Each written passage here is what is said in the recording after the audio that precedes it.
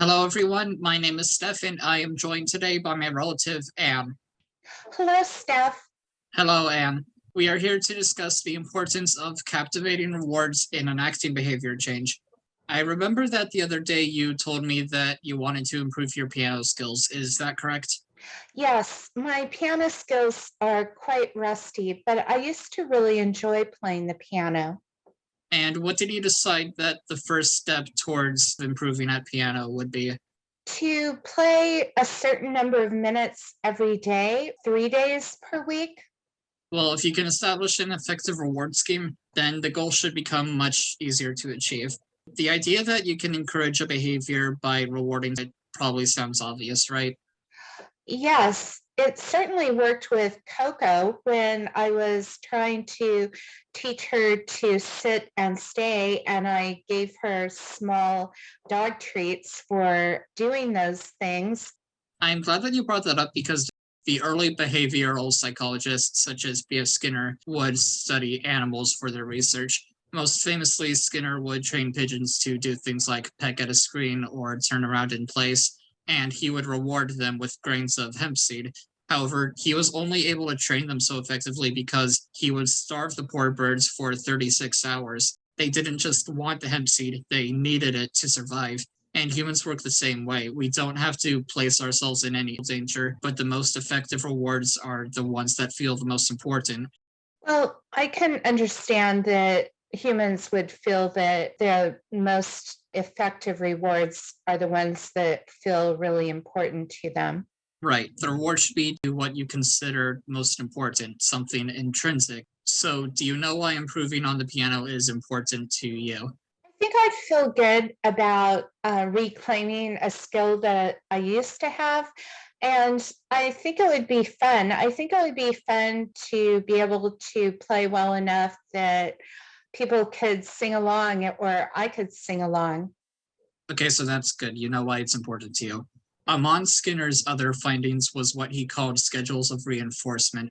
The frequency at which you reward a behavior is critical, and for humans, it's best to use what's called the quick fix and the trick fix. When you're in the early stages of developing a behavior into a new habit, you need to reward yourself immediately whenever you perform the behavior. This is called the quick fix. Someone who applied this successfully was the former US ambassador to Indonesia, Paul Wolfowitz. When he started learning the Indonesian language, he would read the Indonesian edition of one of his favorite books to pick up a few basic Indonesian words.